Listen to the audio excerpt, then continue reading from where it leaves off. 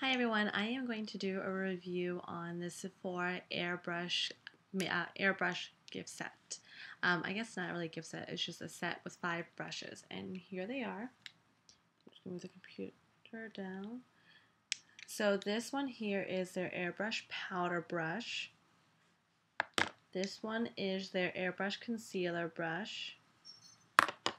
This one is their Airbrush Precision Foundation Brush. This one is their Airbrush Shadow Brush. As you can see, I should do this with all of them. And this one is their Airbrush Crease Brush. Okay. So I've managed to use all of them except for their powder brush. I'm not a big powder fan. The only powder I really have used and liked was the Makeup Forever HD foundation or HD powder. But I only have the small sample size of it, so this really is too big. So let's go through. So I had purchased their HD foundation brush, which I'm sorry, it's really disgusting and gross. I need to clean it. It's this one here. I had bought this because I bought the Makeup Forever HD foundation, and I'm like, okay, well, I need a brush for it. And I didn't really like the flat brushes because I know it tends to crease and just make stripes on your face, and I wanted something a little more that blended more. So I've been using this and I loved it. And so since I love this, I wanted to get their concealer brush, which, you know, I did. I bought the concealer brush. And it's huge. I will tell you, like, this is an Eco's Tool concealer brush, and it's flat and thin, and this one is their concealer brush. You can tell a huge difference. And I will tell you, I went in and I bought this, and then I realized as I was walking out that there was a set of 5 for maybe like $40 more, and given, yes, $40 is a lot of money. But I'm paying $24 versus like $65 for, oh, I'm sorry, $65 for all of these. So I thought, well, you know, I was looking at it, I'm like, well, I can definitely use, you know, another eyeshadow brush, another, you know, blending brush. So I'm like, oh, I might as well just splurge and buy it. So I will tell you this. I absolutely love this concealer brush. The only thing I would change is the fact that it's so big. You can tell, like, look under my eyes. It is huge. It is really, really huge. I just wish it was a tad bit smaller. Maybe somewhere in the lines of, like, this one is a Japanese blending brush. Like, if it was that size, I'd be a happy camper. I'm not complaining. I just wish it was a little bit smaller, but overall, I love this. I would highly recommend that you go out and get this. I'm a huge Sephora rating person. I don't rate myself, but I read all the ratings.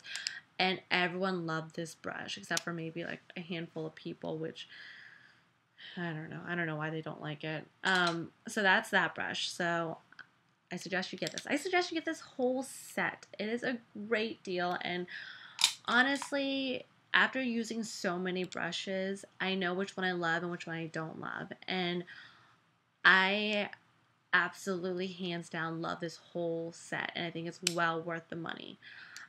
This concealer brush versus their HD concealer brush, you can tell that one's more compact than the other. I went there and I talked to one of the salespeople, and I was like, look, I have the HD foundation brush. Why do you like this brush more? Which she was telling me that she loves this brush more. And she was saying how, you know, it blended more than the other brush, that, you know, she just overall liked it more. And so I'm like, well, I don't know. I didn't have a problem with my HD brush. I actually really, really like my HD brush. But I was already willing to buy the kit, so I'm like, okay, I'll give it a shot. If I don't like it, I can always return the kit and buy just the concealer brush. So for the past week, I've been using this along with my Makeup Forever HD foundation and my Velvet Plus from HD. And I will tell you, I really, really like this brush. It is more dense. It could really get in the nooks and crannies, whereas this brush, you know, it's good for larger areas. I find that I can use this underneath my eyes, you know, because it does kind of fit, and then I'll go back with a concealer brush and my concealer and kind of rub everything in. But overall, on top of that, it is the softest brush ever. It is well worth the money. I would probably pay $20 for this brush alone, which I think actually retails for more, but I would only pay $20 for it. But it's amazing. It's an amazing brush. Okay, so moving on to their eyeshadow brush. And you can see their eyeshadow brush is actually really, really big. I don't know if they just like big brushes in general or whatnot, but it's fluffier and bigger. Like here is a MAC 213 brush. Okay, you can, let me show it to you. You can tell the difference between both. Okay, so the MAC 213 brush is flatter, whereas the Sephora one is a little bit more round and denser. Okay, so you can tell the difference. The 213 brush is very thin, whereas the Sephora one is fluffier. And why I like the Sephora one better, because I will use my 213 brush to apply, but this Sephora brush will not only apply it, but will help blend it out, which, you know, putting on any eyeshadow, you know you need to blend it out anyway. So this is an amazing, amazing brush. Out of all the brushes that I just mentioned in that kit, I would say that concealer brush and this eyeshadow brush are the two that I go for hands down. With every single day that I put my makeup on, I will go for this. So I suggest that you get that. And this here is their airbrush crease brush. I will say, compared to, because I always regularly use my Eco Tools brush, I would prefer my Eco Tools versus this one. Only because my Eco Tools has more, I mean, they feel the same, but it has more bristles on it than their airbrush one. And I'd rather blend out with this one than this one, because I feel like maybe if it wasn't so long and it was shorter, that I would have more handle on it.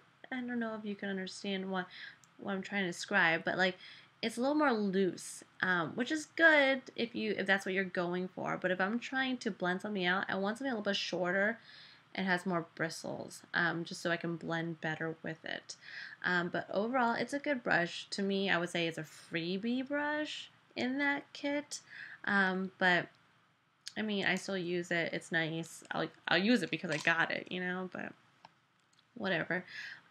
So then this one is an airbrush powder brush. And compared to, let's say, an Equals Tool powder brush, which honestly, I bought this in a kit. I've never used it.